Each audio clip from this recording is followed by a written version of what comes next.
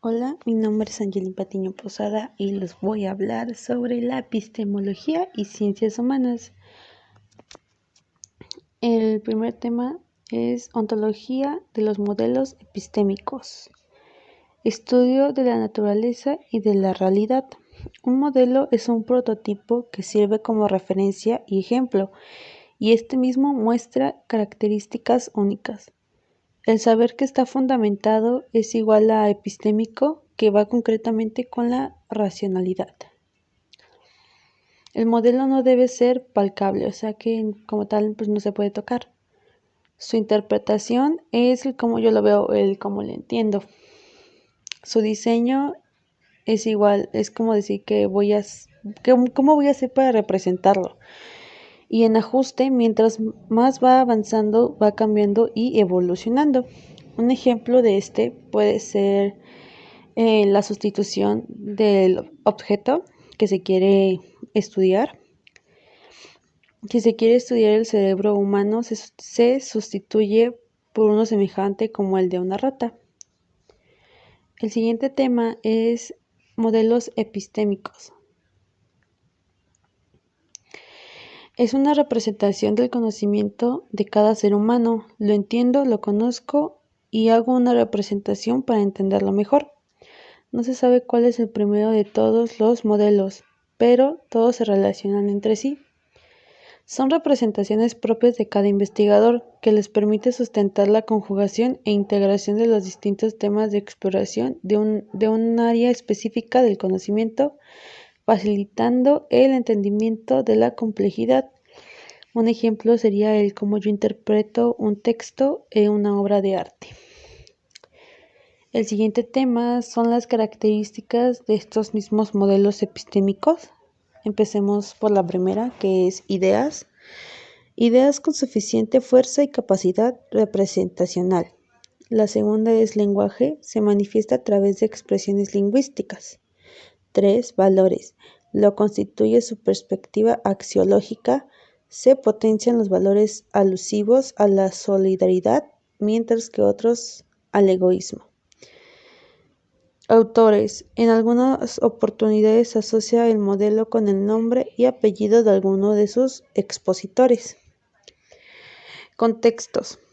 Asociados con ambientes muy característicos y estos pueden ser naturales o producto de los referidos modelos. Semiótica. Poseen su propia semiótica. Códigos, iconos, símbolos, signos constituyen evidencias o un contenido significativo. Aplicaciones. Permiten aplicaciones concretas en ámbitos definidos. Y por último, literatura. Cuentan con libros, documentos y publicaciones periódicas. Se constata la existencia de textos, esquemas y infogramas. De esto pasamos al siguiente tema, que es modelos epistémicos que subyacen en las escuelas y doctrinas filosóficas. Aquí hablaremos de dos temas, que es la ontológica y la gnoseología. Empecemos con la ontológica. Estudia la naturaleza del ser, el ser en cuanto ser, y busca determinar las categorías fundamentales de la existencia y la realidad. La ontología es un aspecto de la metafísica que busca categorizar la que es esencial y fundamental en una determinada entidad. Un ejemplo sería la eterna búsqueda de la verdad acerca de la existencia de Dios. La gnoseología estudia los principios, fundamentos, extensión y métodos del conocimiento humano. Se puede definir como la teoría general del conocimiento que se refleja en la concordancia del pensamiento entre el sujeto y el objeto. Un ejemplo sería el aprender a conducir o aprender a andar en bici, también podría ser. Empecemos ahora a hablar del naturalismo. Lo fundamental para este es la naturaleza y la parte física es primordial. Sus valores son el instinto, la intuición, los sentidos y la observación. Son importantes. tiene un origen presocrático. La corriente naturalista sostiene que la naturaleza está formada por la totalidad de las realidades físicas existentes y, por lo tanto, es el origen único y absoluto de lo real. Un ejemplo del naturalismo es que analiza a la sociedad. De él le sigue el idealismo. Su centro principal es aquella postura epistémica que da primacia a las ideas en la percepción de la realidad y en la generación de conocimiento. Para la realidad es evidencia de las ideas y las cosas son imperfecciones de las ideas. Su origen se puede rastrear hasta Platón, quien consideraba que la verdadera realidad era la del mundo de las ideas, únicamente accesible para la razón. La frase "pienso, luego existo" de Descartes es un gran ejemplo del idealismo. Y no tiene una verdad absoluta, ya que son ideas y pues cada individuo tiene diferentes ideas, entonces no hay una sola respuesta como tal. El materialismo. Afirma que las entidades materiales son fuentes de estímulos sensoriales y perceptivos, independientemente de cualquier estado de conciencia y pensamiento. Solo hay una verdad, fundamento de toda posibilidad, lo que se toca. Corriente de pensamiento según la cual el mundo puede explicarse en función de la idea de materia, pues todas las cosas son causa de la acción de la materia y no del espíritu. Un ejemplo de podría ser, es lo que puedes tocar, ¿sabes? Puede ser una pelota, un libro o una pintura.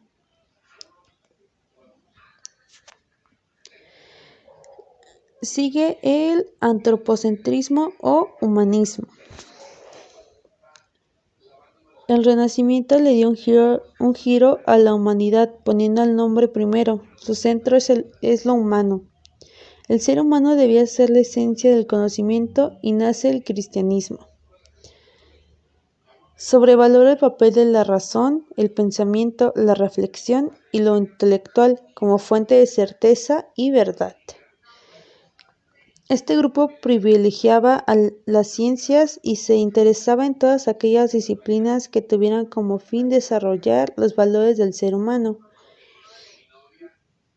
El hombre es la medida de todas las cosas.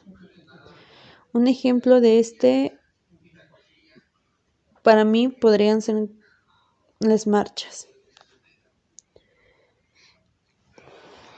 Continuemos con el realismo. Actitud que se atiende a los hechos del tal como son sin pretender sobreponerles, interpretaciones que los falsean o sin aspirar deseos. Sostiene que la materia es verdadera y que existe independientemente de la mentira. Es lo que es y no más. De se derivan dos realismos, que es el realismo exagerado, que son las ideas o esencias no son parte integrante del mundo, y el realismo moderado, que es lo inteligible, mundo de las ideas. El realismo afirma que la existencia objetiva de los objetos que percibimos a través de nuestros sentidos es independiente del propio ser percibido. Por ejemplo, una silla o un vaso que existen independientemente de nosotros. Hablemos de ese tema que son los paradigmas epistemológicos. Son un conjunto de principios que determinan el comportamiento de un grupo, comunidad u organización. Tu realidad no es la realidad total. Un paradigma no quita al otro, lo complementa. El estudio de cualquier realidad conlleva una serie de presuposiciones previas acerca de cómo es esa realidad. Los paradigmas epistemológicos se caracterizan por tener un grupo de seguidores y un cuerpo de normas, leyes, reglas que determinan lo que se hace. Por ejemplo, si hay una pintura, la historia del arte la estudia. Sigue el racionalismo, que es una doctrina válida para conseguir el verdadero conocimiento. Es un movimiento que tiene a la razón como pilar y sostén. Sostiene que el raciocinio es la principal herramienta para generar saber, dejando a la percepción y a la experiencia en segundo plano. Solo vale si tiene lógica y validez universal. Los sentidos pueden llegar a engañar a una persona, pero la razón no. Esta corriente se opone al empirismo, ya que esta última puede llevarnos al engaño y a la confusión de otros sentidos. Un ejemplo de este es un eclipse solar. Empirismo. Los empiristas establecen como base una proposición o enunciado es cierto solo si es verificable en una experiencia y la observación también. Un conjunto de condiciones de observación para determinar su verdad o falsedad. Cualidades primarias: solidez, extensión, figura, forma, movimiento o reposo y número. Cualidades secundarias: gusto, sabor, color, sonido, calor, etc. Existen solo en el sujeto. El empirismo niega que la verdad absoluta sea accesible al hombre. Es a partir de la experiencia que se puede obtener con firmeza si la misma es cierta o, por el contrario, corregirla, modificarla o abandonarla. Un ejemplo, se sabe que el fuego quema porque ya se vivió esa experiencia. ¿O cuál otro podríamos poner? Se sabe que de donde yo vivo a Atizapán está lejos porque ya viví la experiencia, ya he ido y sé que me queda lejos a donde estoy. Ese también puede ser un ejemplo. Hablemos ahora sobre el pragmatismo. Toma como criterio de verdad el valor crítico, corriente filosófica que parte de las posiciones del idealismo subjetivo y del empirismo, para postular que la base primaria de las realidades sea la experiencia pura. Caracteriza esta experiencia como un caos donde no existen las leyes ni vínculos casuales. El pragmatismo desecha la existencia de verdades absolutas e inobjetables. Al contrario, considera que las ideas son provisionales y están siempre sujetas al cambio, pues entiende que una investigación futura podría modificarlas. Un ejemplo, cuando una persona hace algún tipo de negocio, transacción con una persona que no le agrada en absoluto, preferiría no verla ni tratar con ella, pero la utilidad o el beneficio del negocio es primordial. Esta persona está siendo pragmática. Positivismo. No se va a aceptar otra realidad que la que está formada por los hechos. Consiste en comprender los métodos que permiten el avance de las ciencias. Su objetivo fundamental o primordial es la verificación. Una de las mayores aspiraciones del positivismo fue aplicar el método científico al estudio del ser humano, tanto en lo individual como en lo social. Ello condujo a una perspectiva que contemplaba a los seres humanos como objetos, completamente comprensibles a través de la matemática y la experimentación. Ejemplo, en la vida cotidiana, cuando se va a cocinar, el conocimiento es adquirido a través de la experimentación con los alimentos. De ahí le sigue el neopositivismo. Es la idea de la filosofía como un sistema de actos y no como un conjunto de proposiciones, con base en hecho empírico, verificable y lenguaje lógico, y está fuera de lo de la metafísica y lo teológico. Al hablar del neopositivismo, se está hablando de ciencia, pues se trata de involucrarse en los procesos ligados a la exploración, descripción y explicación de los fenómenos. Un ejemplo es la proposición "ningún soltero es un hombre casado".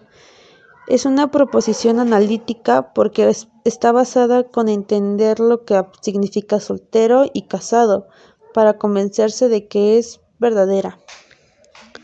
Ahora hablaremos de Karl Popper.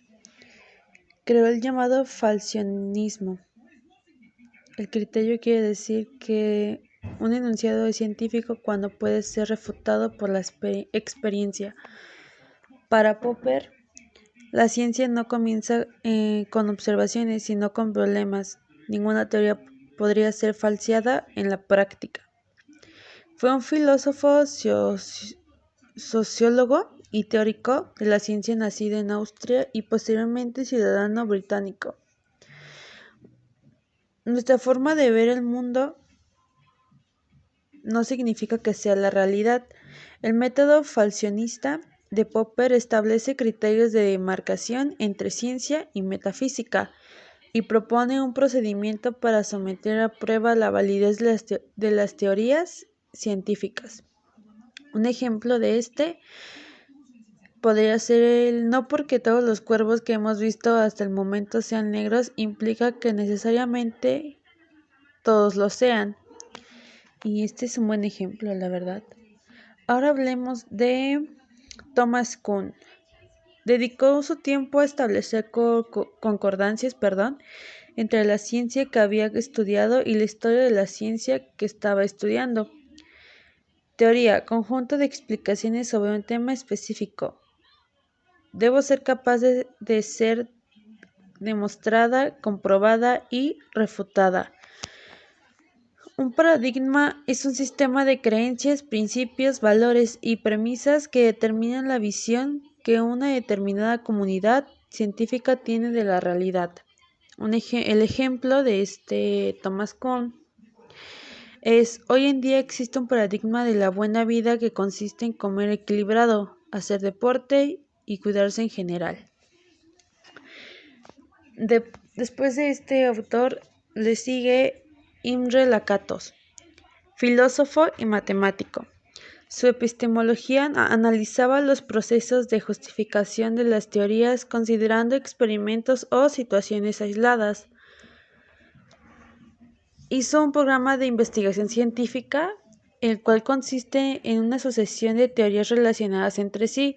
Los elementos esenciales de un programa son el núcleo firme, el cinturón protector y las heurísticas. La heurística sirve para orientar la organización conceptual, metodológica y empírica del programa científico. Un ejemplo sería un caso y tener varias hipótesis o soluciones. Y por último, Paul Gerabat. Su concepción de la ciencia defiende el libre acceso del individuo a todas las opciones posibles para alcanzar el conocimiento. El pluralismo metodológico en la relación con el método científico. Feyerabend se declaró anarquista.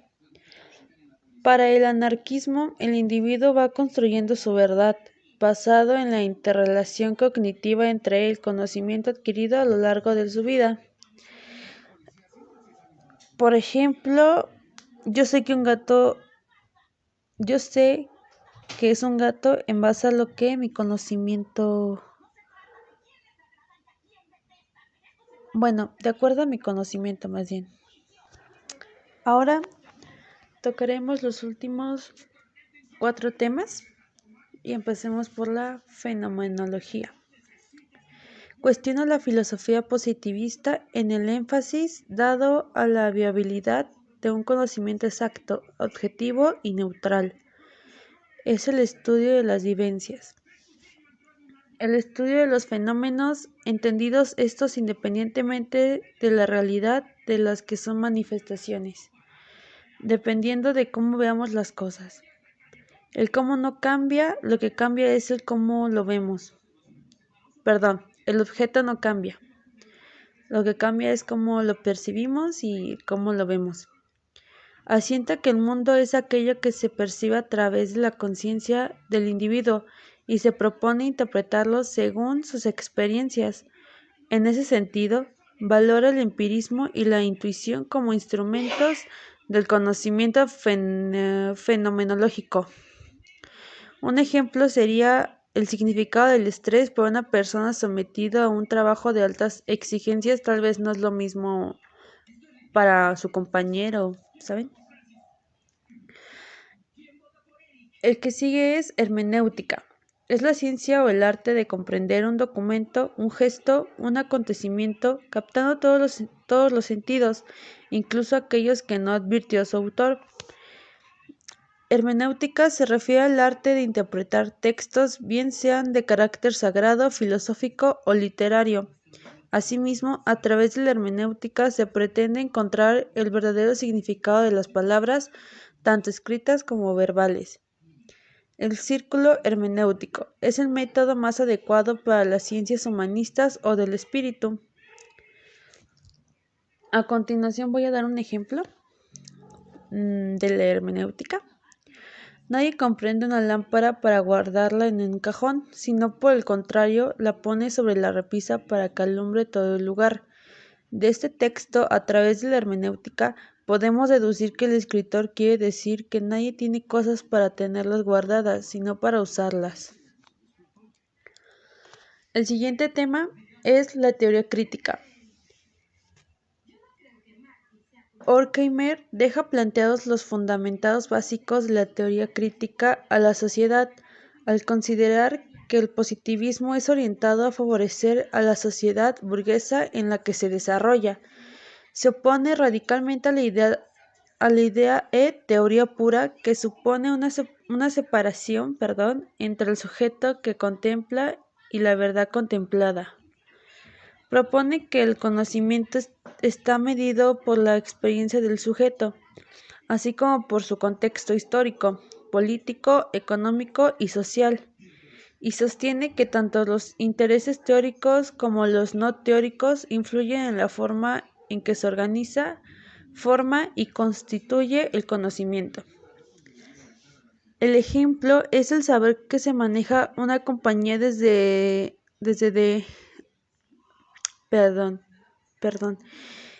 El saber cómo se maneja una compañía, debes de primero tener un conocimiento de qué bases necesitas para poder manejarla adecuadamente. Y por último, es el configuracionismo. Cuando han tenido lugar revoluciones científicas importantes, se ha tenido la sensación de los cimientos de la ciencia se tambalean. Leonardo parecía más interesado en la solución de problemas de composición que en la conclusión real de la pintura.